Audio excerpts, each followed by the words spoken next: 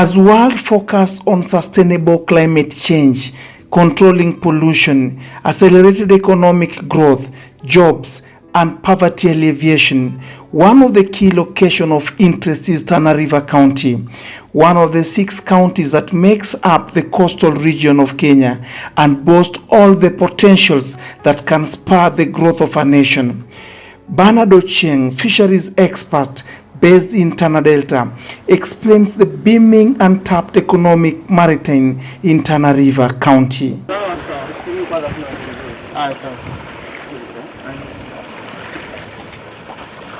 What I want to believe is that Tana River has potential for tourism, bird tourism. We have people here, crocodile. We are able to export crocodile eggs from here because I believe one crocodile egg is being sold at 20 shillings. So if they are able to export it from here, we have plenty of that if we are licensed. We have species of fish here, but some are beginning to disappear. Some of them are beginning to disappear because of the interventions of water. The water level has gone down in the Tana River at certain periods of time when surveys are being done.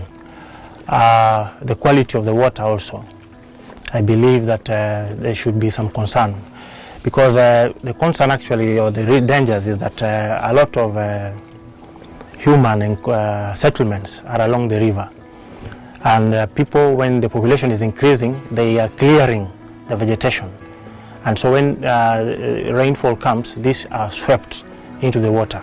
Then agricultural activities and irrigation activities along the river also, they are using pesticides, and when it rains, these pesticides are being washed into the river, and these are in one way or the other finding themselves inside the fish, and these fish eventually are being consumed by human beings. This river at the river mouth is brackish. The water is not too salty and is not too fresh, because it is a mixture of fresh and salty water, and so this provides a good breeding ground for prawns. They don't like prawns breed, we call it in English, brackish water, when the water is not very salty and it's not too fresh. So this is why we have one of the major fishing grounds in Kenya for prawns, which is the most expensive fish, is here. And I believe that if you go to Europe, where we have the international markets, in Vigo, Spain, when you have exhibitions there, you will find some of our prawns being exhibited there as one of the best in the world. If the locals can have a linkage to be able to jump the middlemen, be able to sell their products directly, we will be able to raise the economy of this county.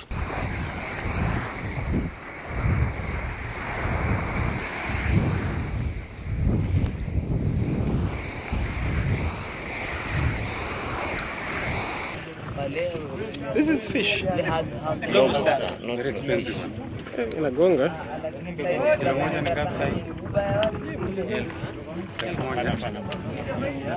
Sasa huno ni uharibifu wa trola, na twasikitika sana uharibifu huno kutufanya trola, ambayo hiki nilikuwa ni kizazi watoto wetu wakione, lakini itakwenda watoto wetu wasikione kizazi. Kulingana na uharibifu huno, si huno tu, ni mingi. Huno hata ni robo. Lakini uharibifu na magwa majini ni mwingi sana. Hiko ni kilio kikubwa, lakini hatuna budi kilio hiki kwa sababu hatuwezi kupigana nayo lentro, uko na mapesa yake. Sisi ni watu dhaifu sana, na wale ambao wanaweza kupigana naye ni serikali. The only challenge that we have is that this cargo, these goods are being transported elsewhere. This resource is being transported elsewhere. It is not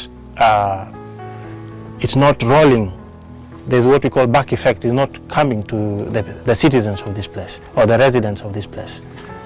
So we don't have the goods being discharged here. We don't have transportation here. There is nothing else. We are not supplying food or anything. We are just offering a fishing ground.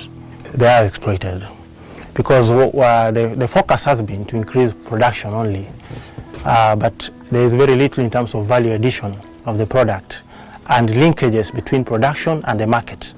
This is the main problem. So you'll find that there are always middlemen. Unless it is solved, we will not have any development in this area. Security has to be tackled. It will affect tourism. It affects transportation of fish from here. Fish is highly perishable.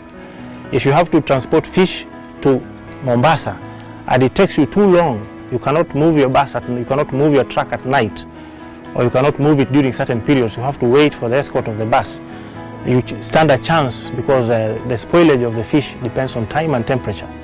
These are the critical factors. So if we cannot reduce that time to the market, you increase the cost of hiring, time is wasted, and all this results into backwardness. We cannot grow, it's a loss, yes.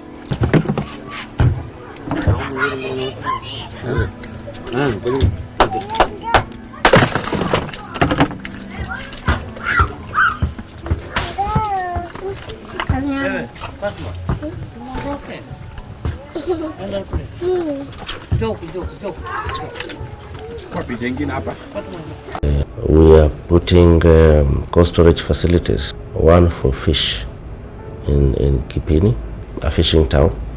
Before the port of Mombasa, Kipini was a port, so it grew up as a fishing port. So it has always served as a landing site for fish. That the biggest oxbow lake in Africa is in Tana, the Lake Shakababo. Next to it is Kongolola. In Kipini towards Lamu is Shaka. But in total we have around 150 oxbow lake along the River Tana from the north to Kipini.